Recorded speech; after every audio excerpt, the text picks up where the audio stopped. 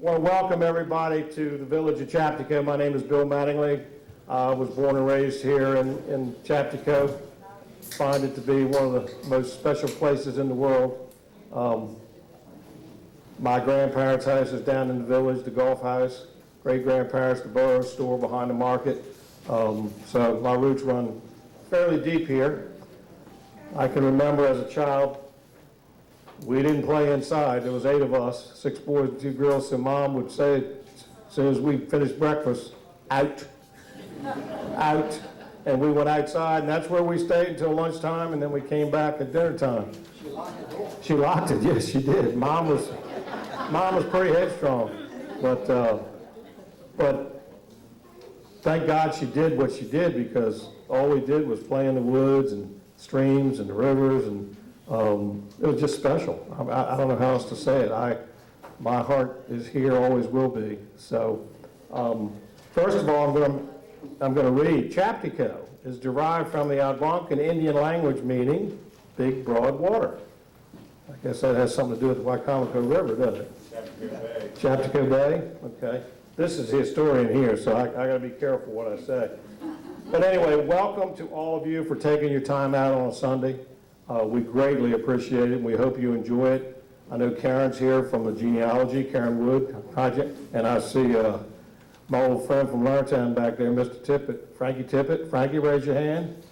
Anybody that's on Facebook, Frankie's always talking about the history of St. Mary's County, and it's pretty special. And we appreciate all that Karen, you do, and Frankie, that you do, and anybody else that tries to preserve the history of not only Chaptico, but St. Mary's County, because and we date back, 1634.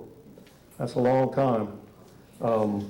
But anyway, I'm going to now turn it over to Ginger Quade, who kind of spearheaded this and organized this and had meetings at our house, and she's going to give some opening remarks. Ginger? Let me remind you, if anybody has something to say after each speaker, just raise your hand. I'll bring the cordless mic out and we'll let you talk. This is very interactive. We want you to share any memories that you have of Chaptico, because that's what this is all about. This is not real formal. We just want to relax and have a good time and hear some history. Ginger? Bring it down. Was it short? I might be short, but I might be a little long-winded. Uh-oh. Let's see, where's that? I'll learn how to turn it off. Thank you, Bill. Well, I wanted to start out by thanking everyone for coming. This is something that is pretty near and dear to me. I've been a resident of Chaptico for quite a while, but throughout the years, throughout my whole life, I've been really close here. I really kind of wanted to bring everybody together, and I've got Mr. Edelen Gough over there. Is actually he's the one. He's my ticket right there. That guy right there has a wealth of information about this town. He grew up in this town. His roots are very deep here. Of everybody that's in here, I think he's probably got the deepest roots. And I wanted to capture a lot that he has to say before it's too late. So I'm hoping that we can get this done today. And Mr. Gough's, his health is good. His mind is sharp. For a man of his age, he's doing tremendously well. So it kind of started with that, and then it evolved. All I really wanted to do was go up to his house with a microphone and a tape recorder and tape him a little bit of what he had to say. And that metamorphosized into something a little bit more. I thought, this is too big. This town is too big for that. We need to do something else. So I contacted a few of my other buddies here and asked them if they would be willing to come in on this, and they all jumped at the chance to be able to give you their perspectives, and we're gonna move forward with that. But now I'm gonna this is where the little bit of the long-windedness comes in. Well, before you get long-winded, make sure you introduce Mr. Edelen Gough, who, by the way, is 90 years old, as the official mayor of Chaptico.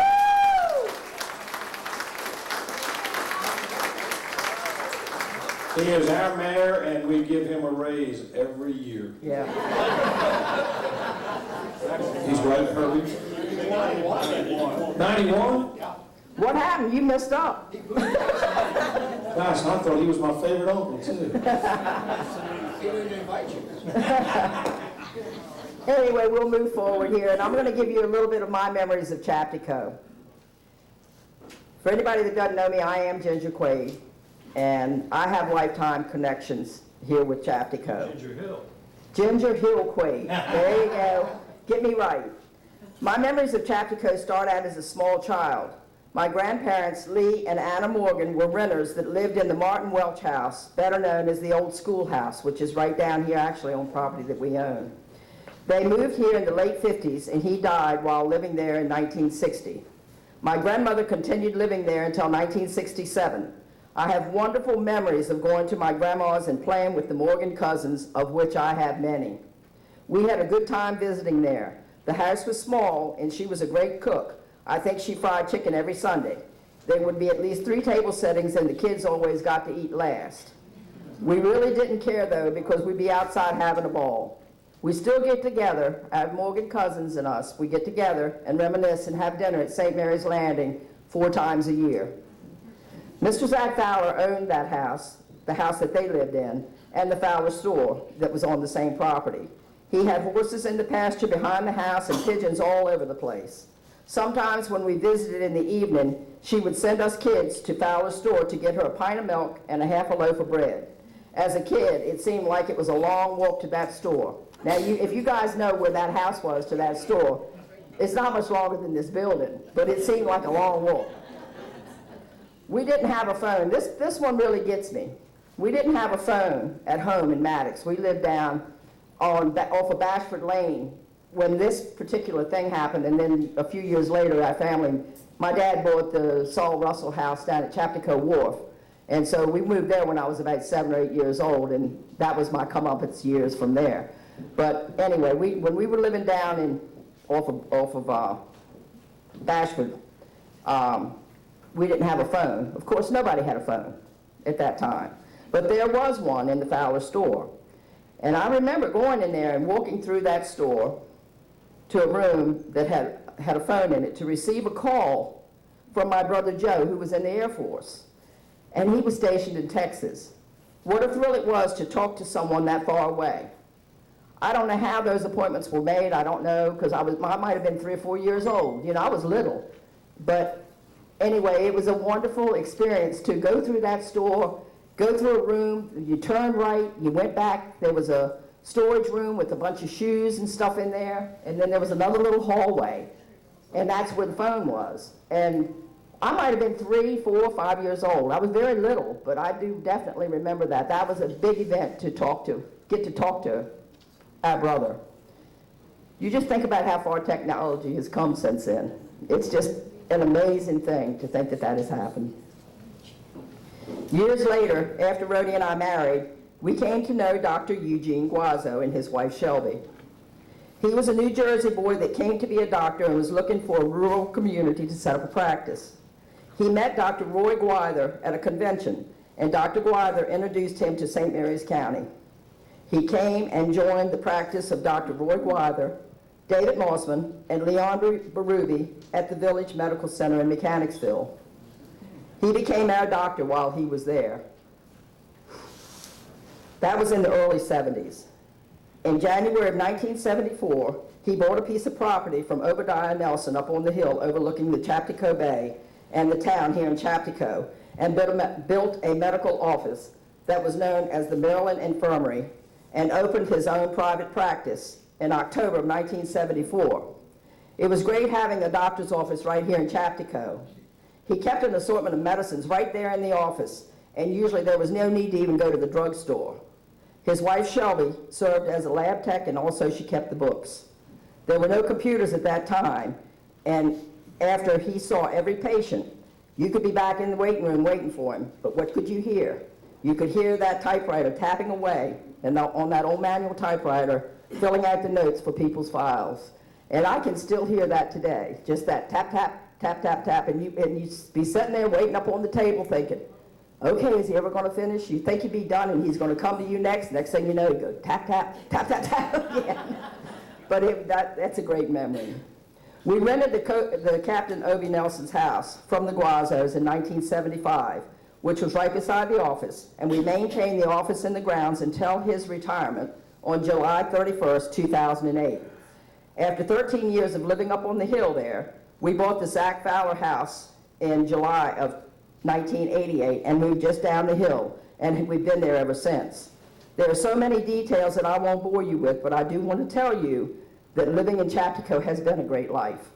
Raising a family here, and most of our kids, we have 6, and 4 of them are still right here within 5 miles of where we are here today.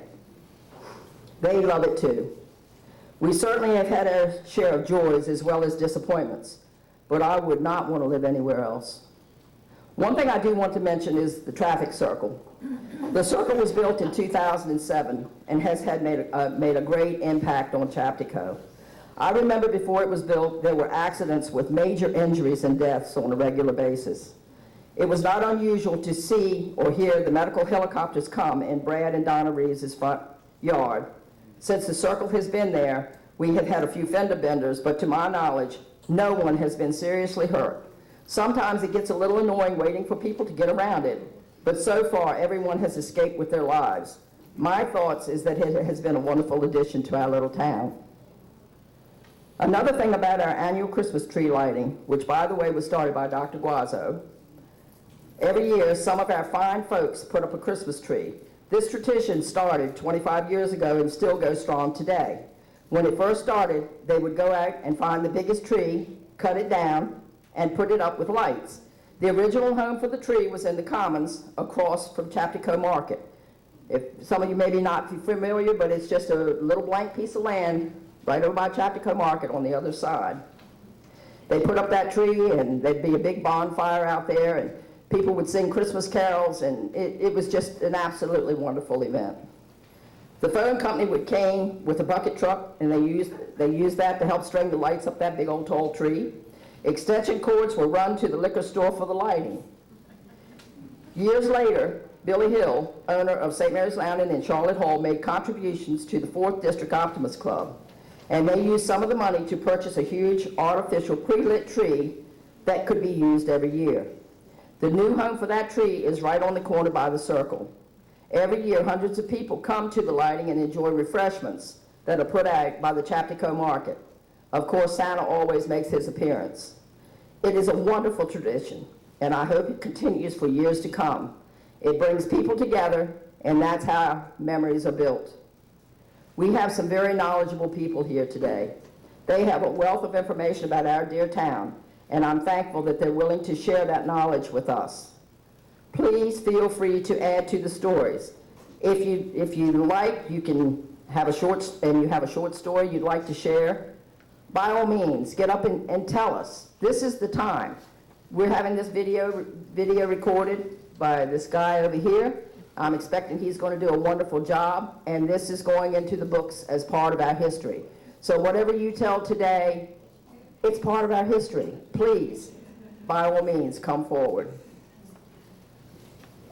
Although it doesn't say it in the brochure, we're going to have a break after the third presenter, and complimentary refreshments are going to be served. That's all I got. I hope you enjoyed the show.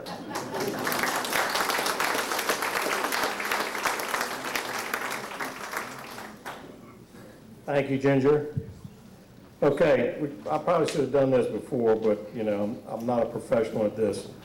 Father Chris, would you come up and give us an opening prayer, please? This is Father Chris from Christ Church here in Chaptico. Lives right next door here to the hall, Father. I'm even shorter, so. I just want to welcome everybody. My name is Chris Jabinski, and I am a relative newcomer to this wonderful town, but boy, as far as I'm concerned, this is my hometown. So I live next door, and it's just a privilege to serve and be a priest here in this town. Just a little word of housekeeping. If anyone needs to use the restrooms, it's just down this hallway and make a little left before, sort of as you're heading out the building again. But it is just amazing to be in this little community and get to know the history that goes so deep. This morning for communion, we used a communion chalice that Christ Church has that goes all the way back to 1692. And our parish being part of this community since about 1640. So it just gives me goosebumps when I think about it, all the wonderful people that have come before us to give us this great gift that we treasure and hopefully become good stewards of. The Lord be with you. Let us pray.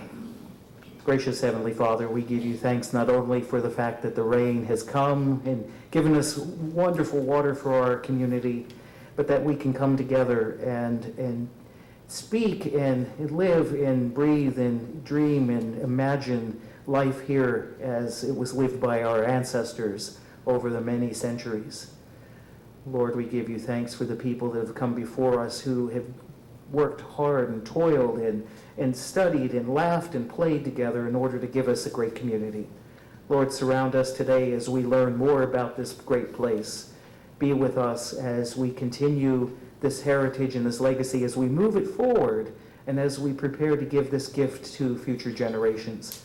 All this we ask in your name. Amen. Amen. Thank you, Father. Very, very well said. Okay, next speaker up is going to talk a little bit about Native American history. Joe Norris. What's that outfit you have on, Joe? Hope springs eternal.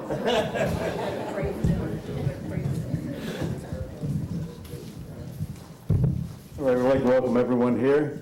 Chaptico is born and raised, and I've always felt that Chaptico had an energy that was special. When you come here, there's sort of an energy to the place that's real intense and real interesting.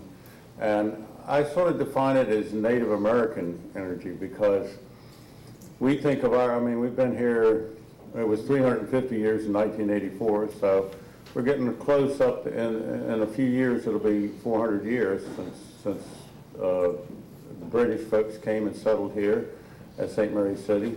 And we think, wow, that's a lot of history. And actually, when you think about the history of the United States and a lot of the states in the United States, they can't brag of the history, the colonial history that we have. We have almost 400 years worth of solid colonial history.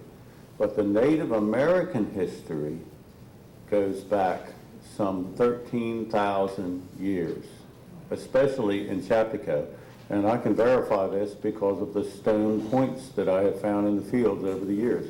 When I was 16 years old, my twin brother, Dave, over here, took me back in the woods behind my dad's house to Oscar Schuhart's, and he showed me how to find spear points. If it was springtime of the year and the fields had been plowed and disced and rained on, those things stood out like sore thumbs. And we thought they were arrowheads. We used to find as many as a half dozen apiece a day out there just walking in the fields.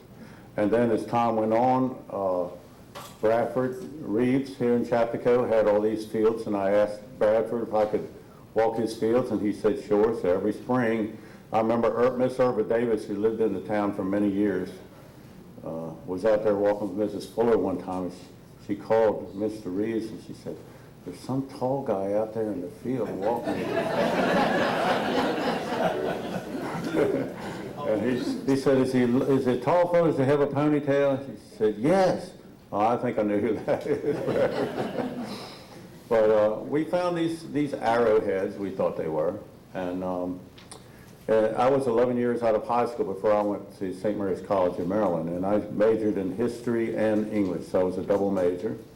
And sometimes I would have 3 hours between my next class, So what I would do is I would go to the library down there at St. Mary's College, which is one of the finest libraries that I know of anywhere in this area. It's just tremendous. And I found volumes upon volumes of doctorate studies on Native Americans in this region. And in time, I found charts where you could identify these points and date them by the way they were made. They were only made certain ways during certain time periods. And what I discovered is that they weren't arrowheads at all. They were actually spear points. The Native Americans used spears primarily for thousands and thousands of years. for well over 10,000 years. They had what was called a spear thrower, which was a wooden shaft about half as long as the spear. Now the spear looked like an arrow, only it was a lot longer than an arrow, still had feathers on the end, still had stone points on the front, but they would use these, what the Spanish word was adel, which translates to spear thrower. And these spear throwers would have a rock lashed to it to give it weight and balance. And it increased the accuracy and the velocity of the missile. And the fact of the matter is that I found one point, and there's a couple of them in the showcase over here. We thought they were arrowheads. Come to find out, that puppy was 3000 BC, which is 5,000 years ago when you stop and think about it. And they're like a fingerprint in time. They were only made specific ways at specific time periods. I have two over in that case that are called LaCroix points. They were made a specific way. They had a little groove at the bottom of them and very serrated edge like a steak knife. And anytime you find a point with those serrated edges, you know it's old. That's anywhere from 5,000 to 9,000 years old, those points. That one LaCroix point that I'm speaking of dates to 7200 BC. That is 9,000 years ago. Somebody was hunting in Bradford's tobacco field out there. That's right. And he missed his target, and I ended up with his point. And I have one that's also made out of bone, which is very interesting. I have a point that dates to about, I would say, about 5,000 BC, 6,000 BC, somewhere in there, in the shape of a fish.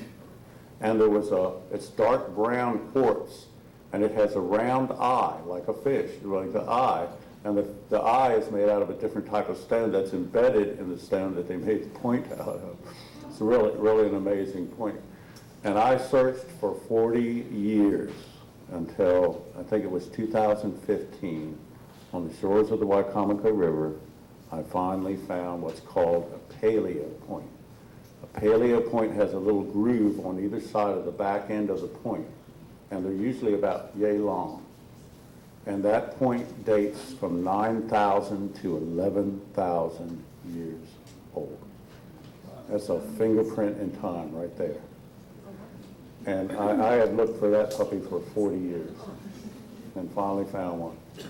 So the Indian people were here for a long time. What's interesting is they constantly came in waves. You can, just by the points, about 2200 BC, there was an incredible influx of people into this area. And 5000 BC, you find a lot of Morrow Mountain points. They're 5000 BC, 5,000 years old, 3000 BC. So, and then like the LaCroix points and on, you can tell that every 2,000 years ago, a band of people would come into the region, they'd find the resources here. They had oysters, hard crabs, sturgeon. I remember Robert E.T. Pogue telling me when he was a little boy, he was walking on the Wicomico River and he came upon a sturgeon skeleton on the beach that was 30 feet long. And those date back to the time of the dinosaur. And they were here during the Indian people. Of course, the river was full of fish, oysters, crabs, everything you can imagine. And then you go up on the shoreline, you got walnuts, pawpaws, all the berries, all the natural things that came every year, just natural. And back then, they had the chestnuts. One chestnut tree, they used to say, could feed an entire tribe of Indians. That's how valuable of a food source it was. Of course, it was a blight that came in the 40s and took them out. But it's a real interesting part of our history that often gets ignored when historians write the history. Because our history, like I say, it's almost 400 years, but here you got 12, 13,000 years, and we can tell mastodon were here back in the day. A West Lion who grew up in Chaptico found a mastodon tooth on the shores of the Chaptico Bay. And it was confirmed by the paleontologists up at the Smithsonian that that's what it was. And that's what they primarily, one mastodon, you could feed a whole family for weeks and weeks. Of course, it's interesting, The Earth's axis didn't change really until about 14,000 BC. The Earth tilted on its axis. Before then, it was almost perpetual winter here. It was frozen tundra. The only trees that grew were these cedar trees that we see out here and the Osage orange.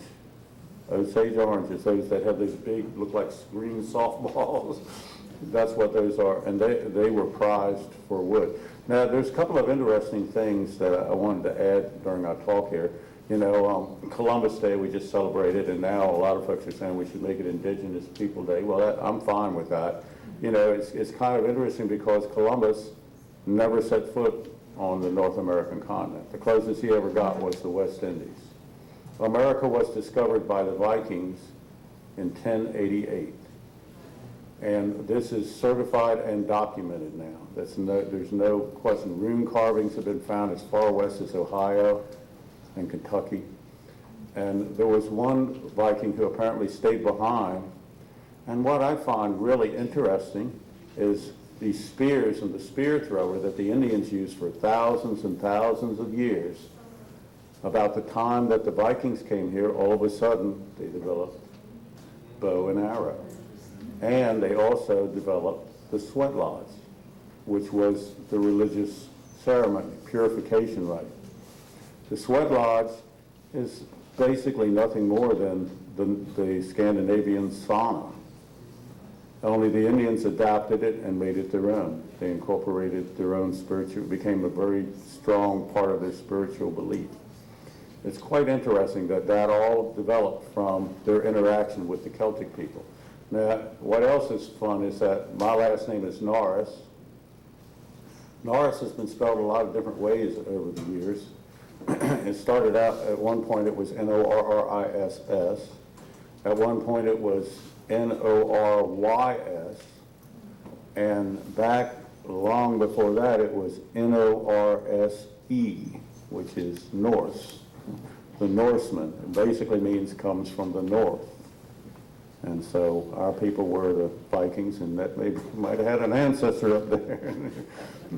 But they actually have found Viking ruins in parts of New England and in Newfoundland and places of that nature. A lot of those settlements were much further north. There's also a real interesting book that came out a few years that I found fascinating called 1421.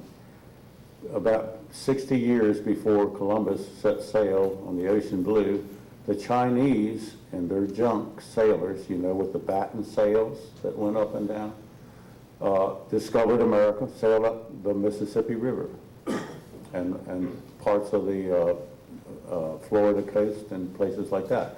So the fact that America was discovered way before Columbus ever found the trade route. It's kind of interesting. The Chinese knew about it and the Vikings knew about it. And I think that was some fascinating stuff. So that's a little side note to the presentation here today. So if you get a chance, I'd like you to walk out and look at some of the Indian artifacts. They're really a lot of fun. The pestle and mortar stone, we thank Dr. Jamie Boyd for it. Jamie tripped over that in the Wycomico River. And it's a really unique piece. It's got the depression where the mortar is on both sides. I've never seen that before with one of those.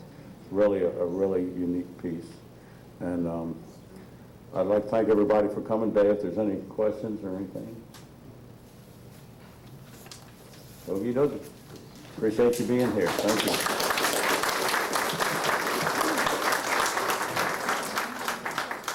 Thank you, Joe. Shame he doesn't know much, doesn't it? Very impressive. You need to learn something? Okay. Next up, our youngest presenter, growing up in the village.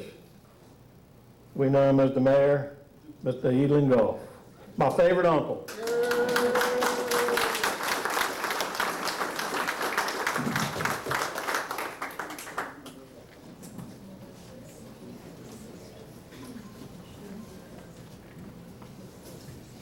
Move that down some for Joe. Yeah, I'm sure.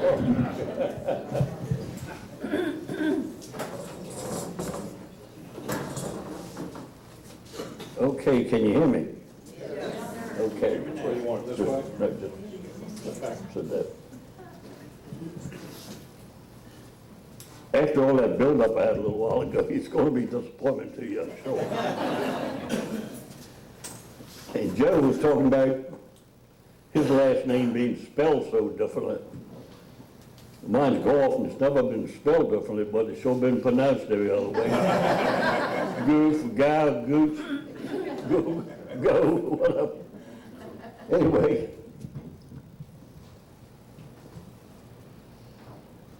As I said, I'm 91 years old.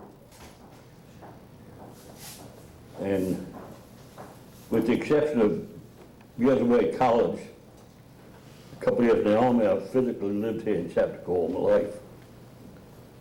You know what? I'm glad to say that, because I never really wanted to live anywhere else.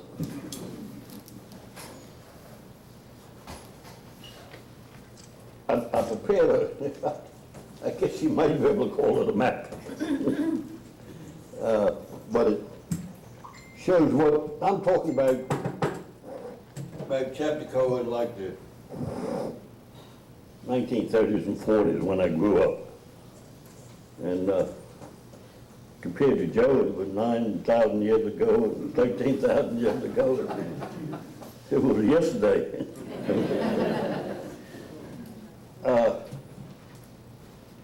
I prepared this, as I say, it's to show you kind of what was here back then. Of course, 234 would be coming around here.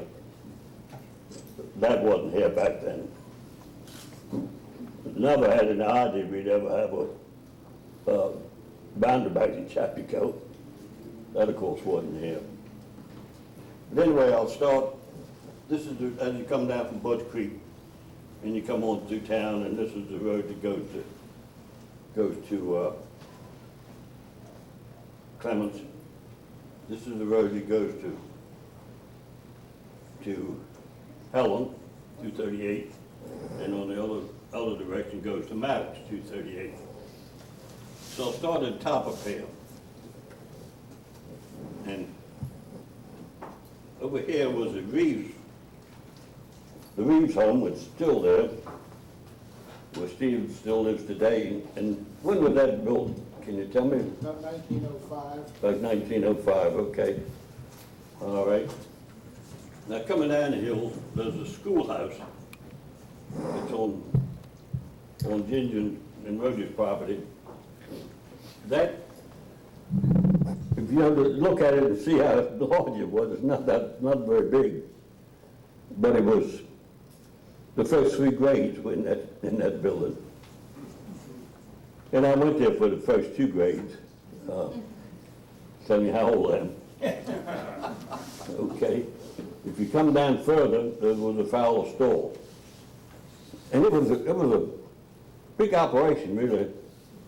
Back in those days, they used to call them general merchandise store, and then exactly what they had was a little bit of everything. Groceries, hardware, clothing, fertilizers, seed, and all that stuff. And right next behind it was Fowler's home, which is where Ginger and Rhodey live now. Coming up this way, the next building to get to would be the hall, where we are right now, this building here. Next to it, the Episcopal Church Rectory. And on up further would be up top of the hill.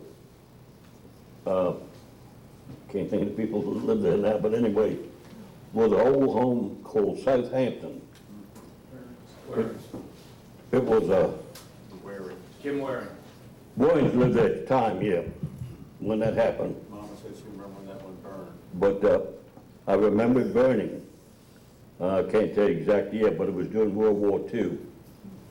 And I sat there and stood there and watched it burn. It was pathetic to be able to see so much history going. Understand at the time it was the oldest frame home in the state of Maryland. So on the other side of the road, at the top of the hill was Obie Nelson's house. And that's where Dr. Quade had his office. Down the bottom of the hill, there was an oyster house. And people used to have them in those days. Money was not very plentiful. And they did anything they could to make a dollar. So in Captain Obie used to have sell oyster skulls, 25 cents a piece. I think you can't touch one for less than $10 now. Let's tell you another story about Captain Obie. I don't know if it's true or not. My brother told me, and I don't know it. I could always believe it. But it seems that Captain Obie was a house painter also, and he had this fellow named Dominic that was going on the job with him, helping him paint. Dominic was a Catholic. Captain Obie was Presbyterian. And Captain Obie said, "I'll tell you what, I'll meet you." It was one of those days that the Catholics had to go to church, and Dominic had to go to church that morning. So I said, "I'll meet you at the church." So he got over there, and it was cold, and he decided to go in the church. Back then, our services were conducted in Latin. And there was a time when the priest would turn around the altar and say, "Dominic Vobiscum, God be with you." And the altar boy would reply, "And with your spirit, et con spiritu tuo." Well, just as Captain Obie decided to go in, the priest turned around and said, "Dominus Vobiscum." Captain Obie said, "How do you know that my name?" He thought he said, "Dominic Obie's come." So anyway, my brother told me that. I don't know where it's true or not. That's a good story. It's a good story. And then you come on down and the church cemetery, and of course the Christ Church. I won't go into that at all because we got a couple of gentlemen going to tell us all about that a little later.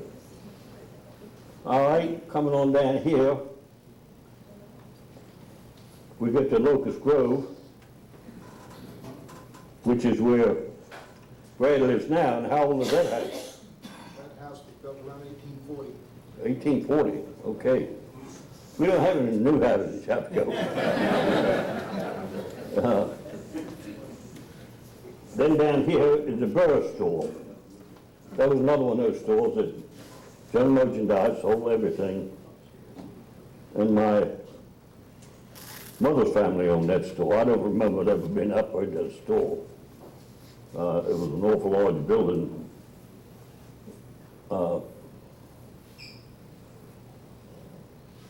Here was the Burris store, over here was the Gough store. Well, Dad didn't have to go very far to do his cordon. All he had to do was walk across, all he had to do was walk across the street. And out here, which is where this is where Chaptico Market is now, out here was an ice house. I don't remember being used that much because electricity came in. But they used to cut ice from the ponds and lakes and rivers. And this ice house was a big hole in the ground and covered with a building over top. And they would pack the ice in either sawdust or straw, and it would preserve it until the summer, and then it would use it for ice. Edelen, tell them where the ice came from. Where it came from? Where did it come from? Where did that ice come from? From like ponds and store and rivers. Right here local, though. I mean, Right, yeah, it wasn't local. Oh, trucked. yeah. It wasn't trucked in. Back then, they had a lot of ice. I remember we used to ice skate quite a bit. My mother and father told me they ice skated, anywhere from October right up to March. That's how cold it was. So I guess maybe a little something to the woman business we've been talking about all these years. Okay, where are we now? come around here, and there was a blacksmith shop. And that was run by a Mr. Bill Welch, whose brother had the funeral parlor here. That operated for many years. Mr. Bob Brookbank worked for him, and when Mr. Welch retired or died, I can't remember which, he moved the blacksmith shop up the road here a little ways. Further now, we get to Our Lady of Wayside Church and Loretto Hall. And I won't go into that because I'm supposed to talk to you about that a little later, so you're going to put it with me twice. Over here, on this corner was the Welch house and the funeral parlor. And back then, you know, most of the time they operated was probably in horse and buggy days. And there were funeral parlors in a lot of town, but that was a struggle to have to go all the way over there. So Mr. and Mrs. Welch operated this funeral parlor for many, many years. As a matter of fact, the last funeral that was held there was sometime in September of 1961, when Mrs. Welch herself died. And that was the end of that funeral parlor. I remember going up there that night. Over here was a produce store. That was just pretty much just a grocery store. And these dotted lines here, I put that in there because when he came up through here and then went past Christ Church and then went on right back on where 238 is. I put that there because my dad told me that when he grew up, that's where the road was at that time. There was some evidence of it when I came along, but most of it was gone. Okay, come on down the road here. And then we get to the Gough store. Same thing as a flower store and a general merchandise store, sold everything. Big business, I understood. My grandfather, James Gough, ran it. I understand my great-grandfather prior to that ran it. And then my father ran it. He told me that he had to go and start running the store when he was 14 years old. His father had a stroke and was blind. His mother was blind. So he had to take over then. He ran it for several years, and then they turned it over to my uncle, who ran it for many more years. Finally, a man named Stanley Mattingly bought it, and it was mostly just a little bit of groceries, but I guess mostly a bar at that time. Over here was the Davis Garage. That's on the corner right across from Chaptico Market. There's Chaptico Market. There's that. Dan Davis operated the garage there. I first remember he had a nice dealership. Then after that, it was a Chrysler Plymouth dealership. And it ended up being a Pontiac dealership. And not long after World War II, he moved down to Lexington Park. I think pretty much forced to by General Motors to get someplace with more people. In here was a building with a Gough warehouse where they just stored merchandise. And down here was the Chaptico Hall. It was a community hall, built 1894. It was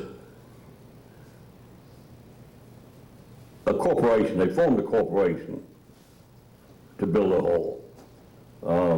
I have a copy of the Articles of Incorporation that I think they're here somewhere. But they did a stock issue and evidently it was successful enough to raise enough funds to build a hall. And the Articles of Incorporation state that it was the purpose of it was for social, dramatic, and generally those type things. I remember neither the Catholic Church or the Episcopal Church had a hall of their own, and each one used to use it for the church dinners. I understand they had quite a few plays there. I don't remember it. And I don't know how many remember, oh shucks, Al Jolson. I understand Al Jolson played there. Well, Al Jolson, in his day, was probably one of the most famous entertainers in the country. So much they made a movie of him, and I remember when I was in college going to the movie with a friend of mine, and he loved Al Jolson so much that I think that was either the third or fourth time he'd been to see the show.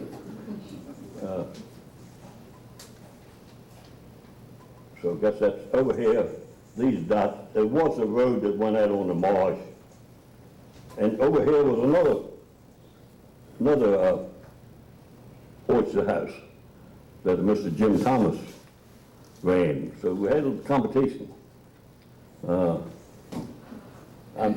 These scratches stuff here, it's supposed to represent marsh.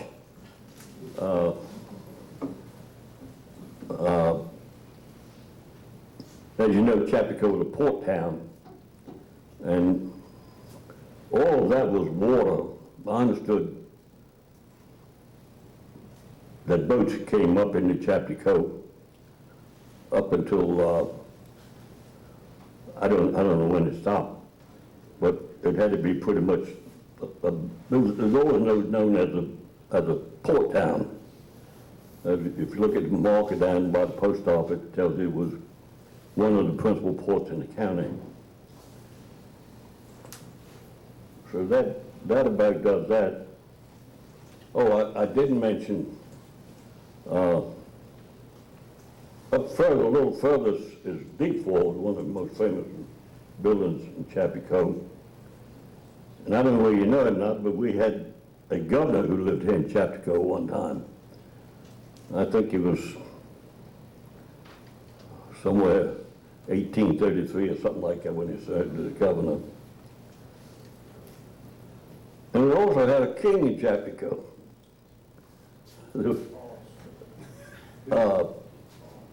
James Walter Thomas, who was the governor's brother, I believe, wrote a book, Chronicles of Miracles.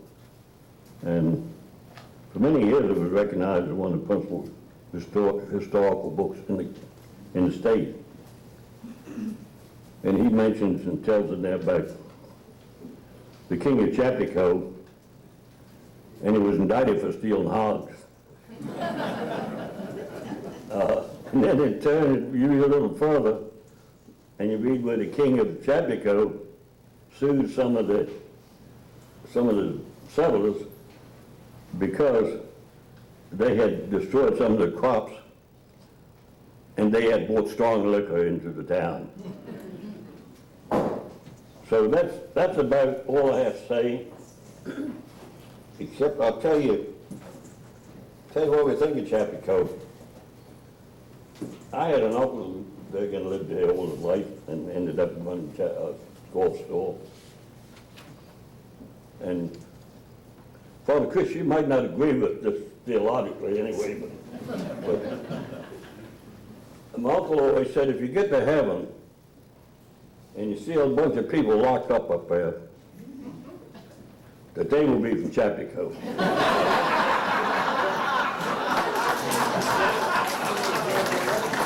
Because if you got a chance to do it, they come right back to Chaptico. That's all I have to say. Thank you.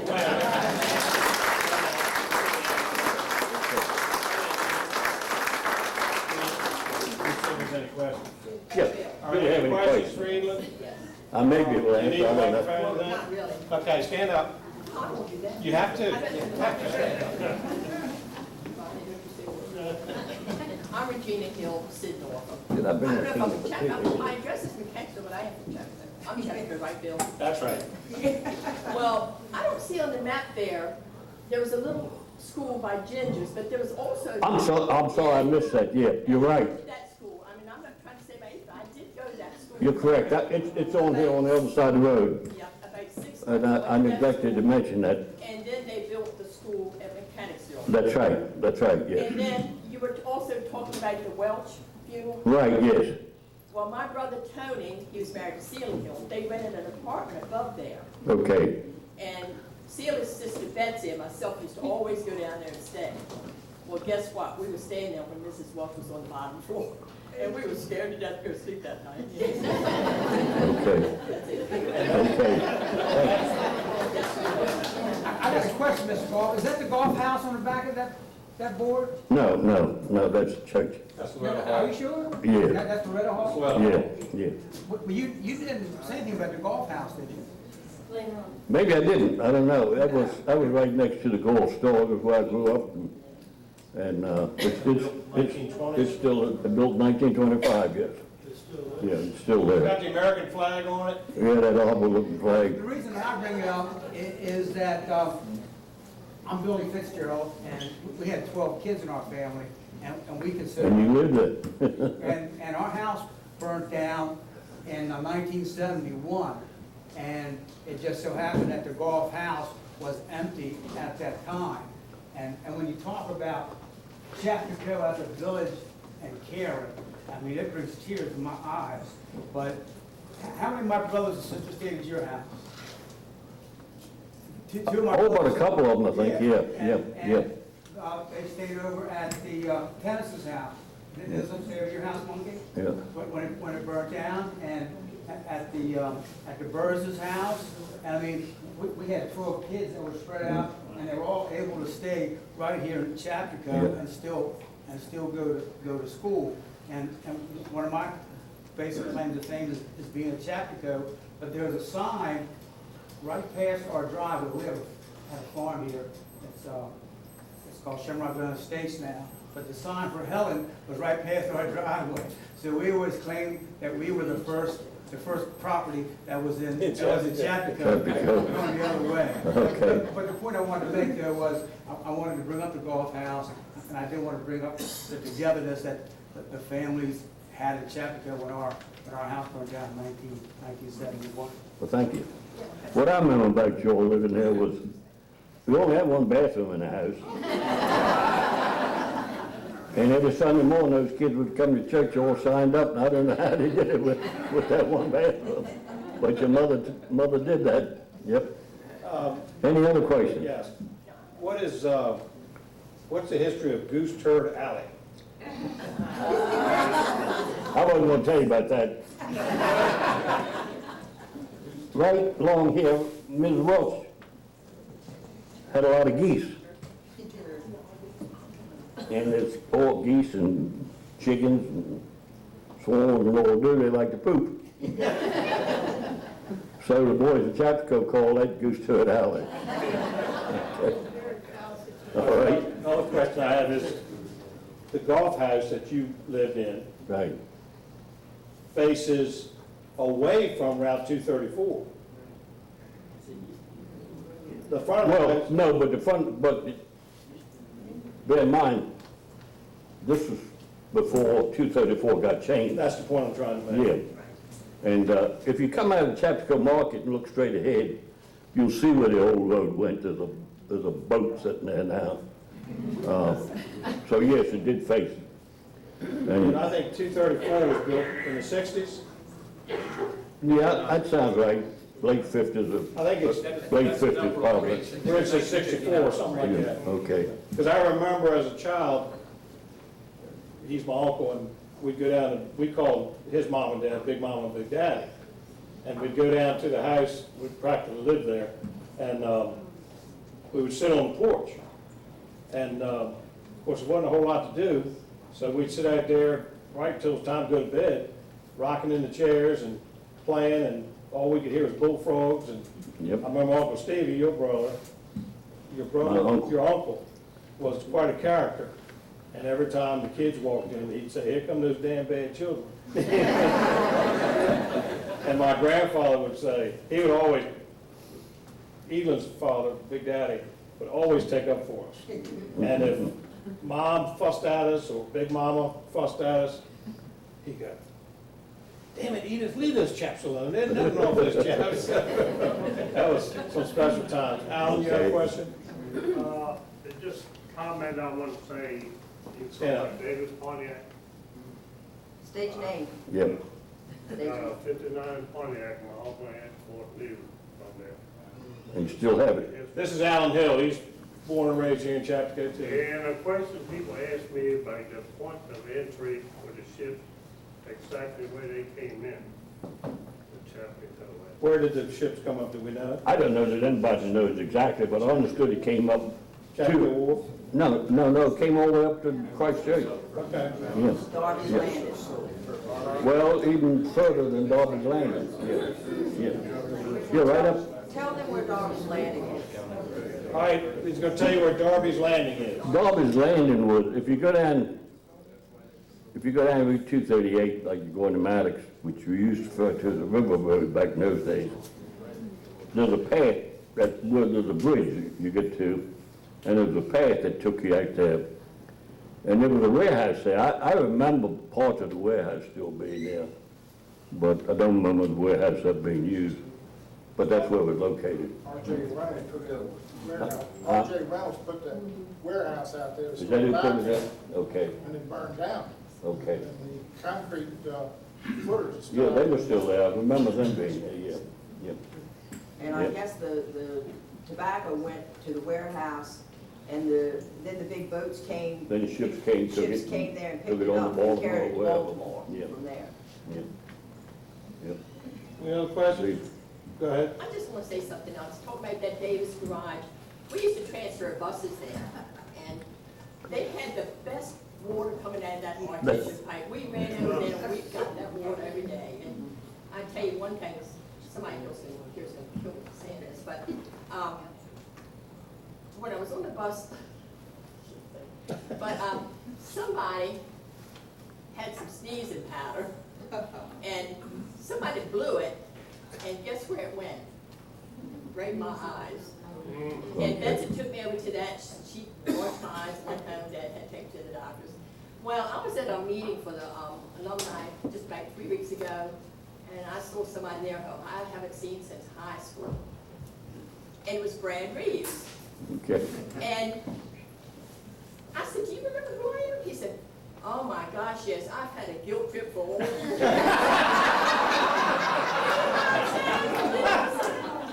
Was that you? I thought it was Vincent Orizio. That sounds like a Brad shenanigan. It really does. Well, Brad's a lot older than you, right? Yeah. Hey, now, Bill, Yes.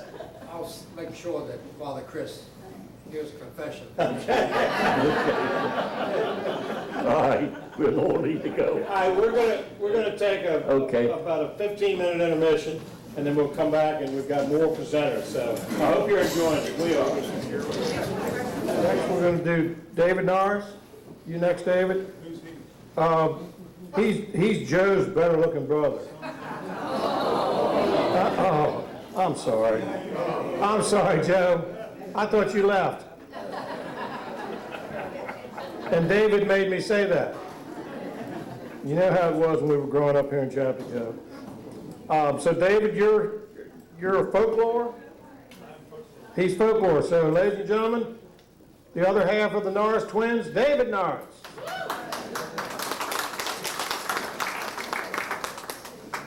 All right. Well, I got some stories for you. We're going to start. Imagine a tree so big that 6 or 7 people couldn't get their arms around it. That's how big the trees were in Chaptico when the settlers first came here. The whole forest was like that. It was so dense, there was no undergrowth. You could walk through there without having to worry about a briar because the sun couldn't get through the canopy over here. And that's what they first found when they came here. That's how the wood they had to build. This place had shipyards. It had a whorehouse. It had everything. It was a complete. Al Barkley's old house. Well, the one I want to talk about is the Martin Welsh House.